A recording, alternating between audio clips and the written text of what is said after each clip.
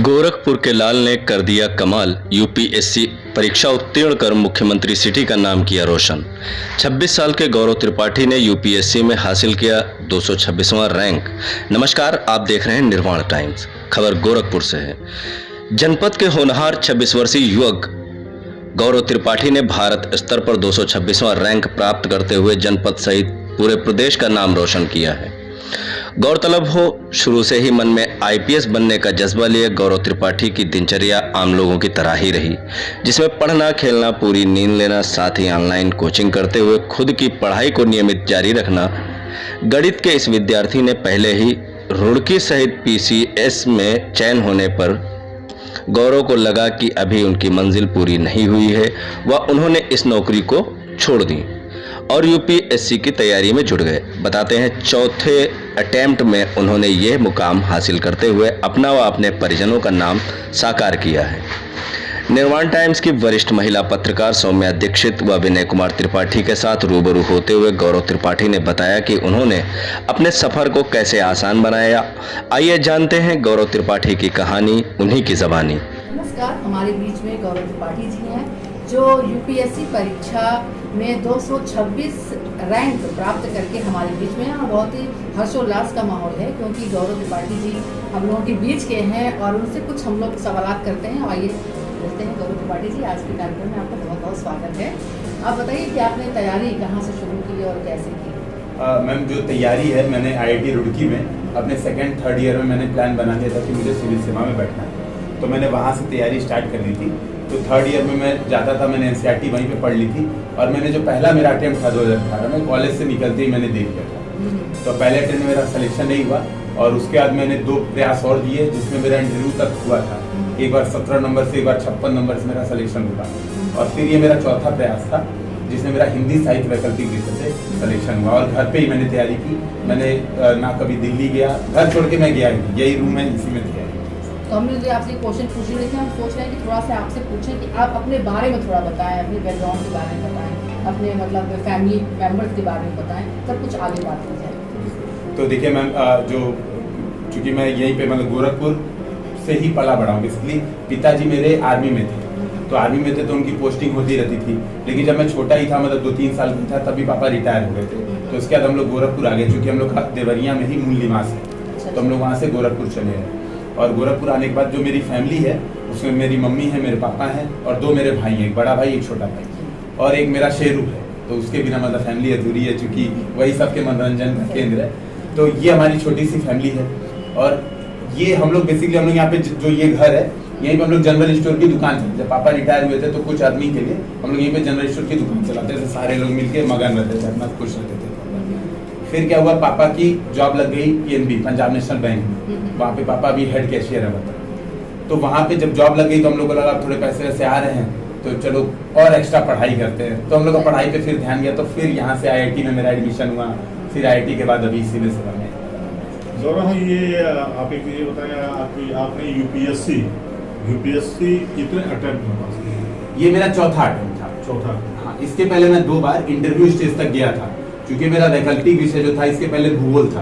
तो भूगोल मेरे नंबर बहुत कम आते थे, मैं खूब मेहनत करता था लेकिन मेरे 200 नंबर पार नहीं होते थे। इस बार क्या, मैंने हिंदी साहित्य लिया और मतलब 3-4 महीने की तैयारी में हिंदी साहित्य में मेरे मतलब 1 ऑफ द हाईएस्ट नंबर है। कहा था कि लोग का जो सबसे टफ सब्जेक्ट होता है हिंदी, तो आपने हिंदी को मतलब ये जानते हो कि टफ सब्जेक्ट है, उसके बावजूद आपने इसका चयन किया। असल में क्या था कि बड़े भैया जो है मेरे, वो हिंदी से ही पोस्ट ग्रेजुएट हैं और हिंदी पे उनकी पकड़ बहुत अच्छी है। तो और वो शुरुआत से ही कह रहे थे कि, क्योंकि वो भी तैयारी कर रहे थे, शुरुआत से ही कह रहे थे कि भूगोल वैकल्पिक विषय मत लो, दोनों लोग साथ में तैयारी करेंगे हिंदी से और दोनों लोग का सिलेक्शन हो जाएगा। लेकिन मैं नहीं मानता था, मुझे लगता मैं इंजीनियरिंग किया हूँ तो मैं श्रेष्ठ हूँ, मैं अपनी बात मानता था और उनकी बात शुरू में नहीं सुनी मैंने। तो वही अटेम्प्ट का मुझे 2 अटेम्प्ट का नुकसान हुआ उनकी बात ना मानने के कारण। जब एक बार बात मानी तो हो गया। लेकिन ये भी लोग कहते हैं कि जो साइंस के स्टूडेंट होते हैं वो काफ़ी उनका दिमाग शार्प होता है और वो कोई भी सब्जेक्ट बहुत आसानी से, क्योंकि वो लेबोरियस होते हैं और तैयारी करने के लिए तो कम से कम आपको समय तो देना ही पड़ेगा। कितने घंटे आप समय देते थे? देखिए मैंने अपनी चीज़ों को बांट रखा था, मतलब मैं 8 घंटे पढ़ता था, 8 घंटे पूरा इंजॉय करता था लाइफ में, स्विमिंग करता था, चेस खेलता था और यूट्यूब पे वीडियोस ब्लॉगिंग करता था, तो मतलब हर काम करता था और 8 घंटे आराम से सोता था। तो मैंने चीज़ों को इस तरह से डिवाइड किया था, ऑन एंड एयर में याद करता था। जैसे एग्जाम जब खत्म हो गया तो फिर पढ़ाई एकदम बंद कर देता था, फिर पूरा इंजॉय एकदम 100%। लेकिन एग्जाम के जैसे जैसे एग्जाम नजदीक आता था तो ऐसे 10 घंटे 12 घंटे भी पढ़ाई खींच जाती। अब हम चाहेंगे कि मेरे जो एडिटर साहब है विनय जी, कुछ क्वेश्चन आप जो है और पूछना चाहें तो पूछिए। गौरव जी, एक चीज़ बताइए, जैसे यूपीएससी एग्जाम में आपको लगभग इन सारे चीज़ों के बीच में किन किन उन कठिनाइयों का सामना करना पड़ा कि जो लगा कि आपके लाइफ में या फिर आपके एग्जाम में या पढ़ाई में इन चीज़ें आपको दिक्कत कर रही हैं? देखिए, सबसे पहले जो कठिनाई होती है वो है फाइनेंशियल, क्योंकि पापा बैंक में थे नो डाउट, लेकिन इतना ज़्यादा पैसा नहीं पता था कि सबको मतलब सही से पढ़ा पाए, क्योंकि 3 लोग हैं, मेरा छोटा भाई भी इंजीनियरिंग कर रहा था। और जब मैं कॉलेज से निकला था तो मेरे ऊपर बहुत बड़ी होप थी कि IIT से पास आउट है तो अच्छा खासा पैसा आप घर पे देगा, और मैंने भी लोन ले रखा था, स्टडी लोन लेके IIT में पढ़ाई की थी। तो वो क्या हुआ, लोन हो गया गलती से NPA। तो उस समय फाइनेंशियल क्राइसिस मतलब जबरदस्त थी। तो हम लोग ने क्या किया, हम लोग ने सोचे कि हम लोग कुछ स्टार्ट करते हैं, ऐसा कोचिंग स्टार्ट करते हैं, क्योंकि पढ़ाई लिखाई तो अच्छे से की है, बच्चों को पढ़ाएंगे और इस फाइनेंशियल क्राइसिस से बाहर निकलेंगे। मतलब भगवान का पूरी ऐसी कृपा रही कि कोचिंग उन लोग की बहुत अच्छी से चल गई। जो फाइनेंशियल क्राइसिस थी वो सारी खत्म हो गई, जितने लोन वोन थे सब चुका दिए, तो वो उसके बदौलत। तो वो जब इस क्राइसिस से निकले तो पढ़ाई पे एकदम दिमाग लगने लगा, क्योंकि जब आप फाइनेंशियल क्राइसिस हो तो पढ़ाई मन नहीं लगता है, फिर लगता है कहीं कुछ काम कर लो। कोई आपके कुछ अभिन्न लोग ऐसे होंगे जिनका नाम लेना चाहें, बताना चाहेंगे कि जिन्होंने आपका शुरू से और अब तक इसमें आपको सहयोग किया? हाँ, इसमें मेरा एक IIT रुड़की का ही मेरा दोस्त था, गौरव जिंदल। तो जब मेरा लोन NPA हुआ था तो उससे मैंने बात की, मैंने कहा यार मैं पढ़ाई नहीं कर पाऊंगा, एग्जाम में एकदम रो रहा था उस दिन। मैंने कहा मैं UPSC का एग्जाम नहीं दूंगा, मैं जा रहा हूँ कहीं काम वाम करूँगा, नौकरी करूँगा। तो उसने कहा कितना लोन बाकी है? तो मैंने उसको बताया कि भाई 4.5 लाख रुपए अभी मुझे देना है, अगर मैं 1 टाइम पेमेंट करता हूँ तो, नहीं तो बढ़ के हो गया था 10.5 लाख रुपए ब्याज के साथ। तो उसने कहा 4.5 लाख रुपए उसने तुरंत मेरे अकाउंट में भेज दिए, उसी दिन, USA में अभी है वो, उसने तुरंत अकाउंट में भेज दिए और काम हो गया। इसके जो 2 मेरे भाई हैं, 2 लोग, इन लोग के बिना तो ये रास्ता ही असंभव था। इस वजह से एक तो UPSC हिंदी, दूसरी बात ये कि जब आप डिमोटिवेट होते, क्योंकि मैं 2 बार इंटरव्यू भी दिया था, और इंटरव्यू का जब रिजल्ट आता था, रिजल्ट लिस्ट में नाम नहीं होता था, तो घर में पूरा रोना पीटना मच जाता था कि अरे यार नहीं हुआ। तो ये दोनों लोग उस समय एकदम मतलब समझिए कि दीवार बन के सामने खड़े थे, और पूरा इन लोगों ने सपोर्ट किया। और यही वो लोग थे, 2020 में मैं PCS में भी सेलेक्ट हो गया था, UP PCS में मैं सेलेक्ट हो गया था 2020 में। तो मुझे ये लग रहा था कि यार मैं PCS लायक नहीं हूँ, मतलब मुझे PCS नहीं बनना, मुझे ऑल इंडिया लेवल पे सर्विस चाहिए। मतलब मैं अंदर से मुझे ये इच्छा हो रही थी कि मैं गलत जगह जाऊंगा, अगर मुझे मजबूरी में जाना भी पड़ गया PCS में, तो फिर मैं अपने आप से न्याय नहीं कर पाऊंगा, मैं जिंदगी फ्रस्ट्रेट रहूंगा। तो मैंने ये बात मम्मी पापा से बताई कि मम्मी देखो आप लोग जबरदस्ती कहोगे 70,000 रुपये पर महीने मिलेंगे, तो मैं चला तो जाऊंगा नौकरी करने, लेकिन फिर यही जान लेना कि मैं जिंदगी भर फ्रस्ट्रेट रहूंगा। तो उन्होंने कहा कि नहीं, पूरा बैकअप दिया कि नहीं भाई तुम छोड़ दो नौकरी, और मैंने नौकरी छोड़ दी। सोचिए उतनी क्राइसिस के बाद PCS में नौकरी लगी और मैंने वो छोड़ दी, और लोगों ने पूरा सपोर्ट किया। तो ये लोग मतलब घर जो मेरा फैमिली है वो लोग एकदम अंधा सपोर्ट किया। सबकी रिजल्ट देखने के बाद आपके पेपर में ये नेगेटिव रिजल्ट आ गया, सबसे खास ये बताइए कि जब वो रिजल्ट आपने देखा तो उस समय मतलब उस दिन की फीलिंग ऐसी थी कि मैं लेक्चर ले रहा था, मैं चूंकि हम लोग की कोचिंग है तो मैं लेक्चर पढ़ा रहा था, और बगल में मैंने ऐसे ही मोबाइल स्टैंड पे रखा हुआ था। तो रिजल्ट, अब ये तो पता था कि अब रिजल्ट आने वाला है, और मेरा दिमाग एकदम किसी काम में मेरा मन नहीं लगा था। फिर अचानक से एक मैम ने, किसी ने टाइप किया, चूंकि हम लोग का ग्रुप है टेलीग्राम पे, तो टाइप किया 226, तो मैं श्योर हो गया कि रिजल्ट तो आ गया है। और फिर मेरी एकदम लग रहा था कि अब धरती रुक जाएगी, धड़कन रुक जाएगी। फिर मैंने PDF खोला, गौरव त्रिपाठी सर्च किया, जो यहाँ पे नाम देखा तुरंत भगवान सामने उनको प्रणाम करके मम्मी चिल्लाते हुए यहीं से भागा, और ऐसा लगा कि जो बोझ था सिर पे, कई कुंटल का बोझ, वो खत्म हो गया। तो वो रिलैक्सेशन वाली थी। मेहनत आपकी लगी है।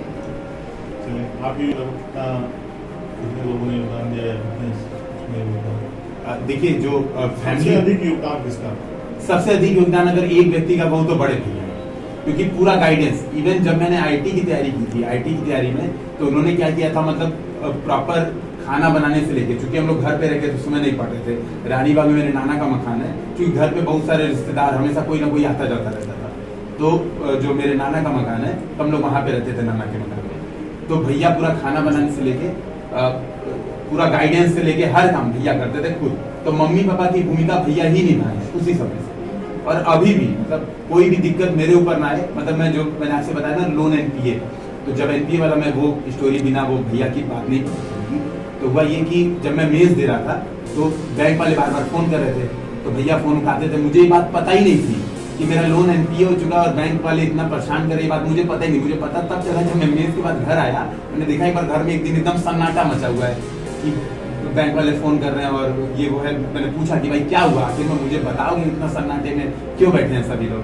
तब मुझे पता चला कि ऐसा ऐसा हुआ और बैंक वाले कह रहे हैं कि पापा को, मतलब चूंकि पापा भी बैंक में है तो वो धमकी दे रहे थे कि पापा को आपके नौकरी से निकलवा दिया जाएगा अगर ऐसा इतने समय में नहीं जमा होगा।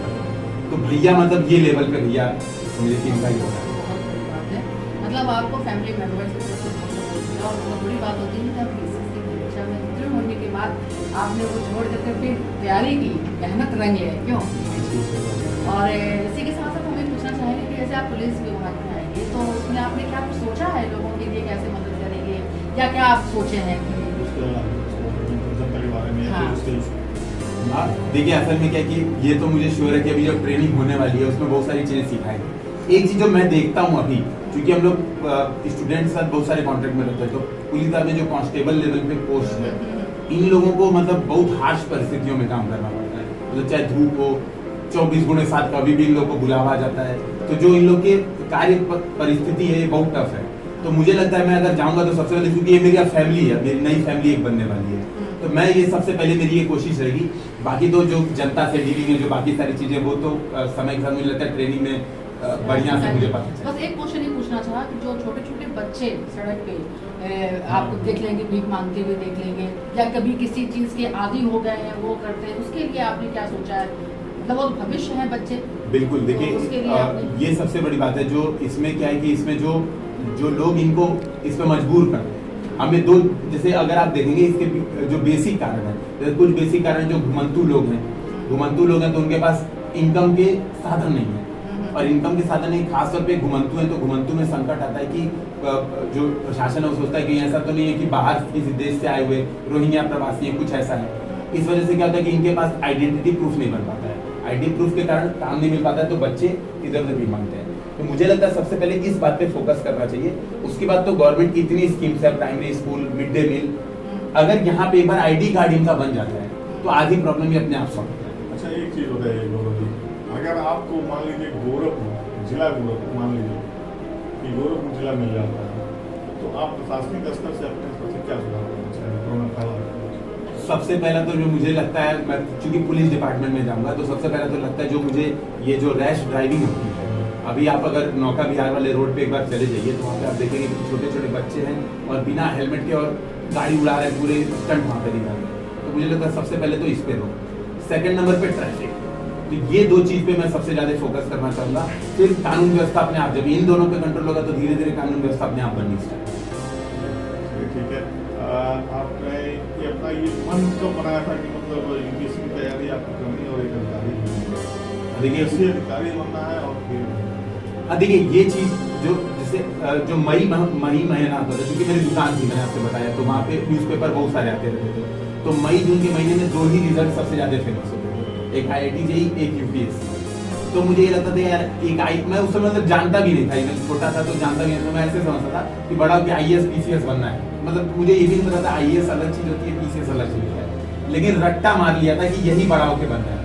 फिर धीरे धीरे जब चीजों को समझते गए तो लगा कि वाकई में ये जो पोस्ट है ये बहुत ही मतलब आपको बहुत सारे अवसर देती है, आप बहुत बड़े लेवल पे कुछ सुधार कर सकते हैं। तो फिर मन बन गया। वैसे पोस्ट तो मान लीजिए आपकी IPS की है, और IPS के साथ आपको कई घटनाओं का भी हो सकता है सामना करना पड़े, पोस्टिंग जहाँ भी आपकी पहली होगी तो वहाँ पे आपको करना पड़े, उसको आप क्या सोचते हैं किस तरह से आप हैंडल करेंगे? आपकी पहली पोस्टिंग आप कहाँ लेना चाहेंगे, कहाँ पे आपको इंडिया लेवल में कौन सा ऐसा जगह है जहाँ पे आप पहली पोस्टिंग लेना चाहेंगे? मेरे मतलब देखिए असल में क्या है कि इसमें कैडर सिस्टम है, तो कैडर सिस्टम में जहाँ तक पिछले साल के हिसाब से अगर एनालिसिस किया जाता है तो मुझे तमिलनाडु या फिर कर्नाटक कैडर मिलने के बहुत ज़्यादा चांस है। तो ये मतलब वहाँ पे चांस है। जो रही बात, जैसे वहाँ पे मुझे जो सबसे बड़ा चैलेंज आएगा वो होगा भाषा का, तो कर्नाटक में कन्नड़, तमिलनाडु में तमिल, तो उसके लिए मैंने सोचा है कि मैं प्रॉपर वो भाषा सीखूंगा, वो भाषाएं, और ट्रेनिंग का जो 1.5 साल जो हैदराबाद में ट्रेनिंग होगी तो मैं वहाँ पे प्रॉपर मैं तमिल और कन्नड़, अगर जहाँ भी मेरी कैडर लोकेशन होगा मैं प्रॉपर सीखूंगा। ये फील ही नहीं आएगी, क्योंकि जनता से जुड़ाव अगर स्थानीय भाषा में नहीं होगा तो जनता आपको अपनापन नहीं देगी, फिर प्यार नहीं देगी। तो मैं पूरी कोशिश करूंगा कि वो सीख के इस चले। चलिए ठीक है, आपसे आखिरी सवाल बहुत सारा करेंगे, आपने बहुत समझ लिया। यूपीएससी की तैयारी कर रहे बच्चों के लिए क्या आप क्या समझते हैं? मैं यही संदेश देना चाहूँगा, 2-3 बातें। पहली बात, अगर पढ़ाई से रिलेटेड है, एक सोर्स के बजाय दूसरा सोर्स तुरंत मत चेंज कीजिए। दूसरा ये कि धैर्य बहुत ज़्यादा जरूरी है।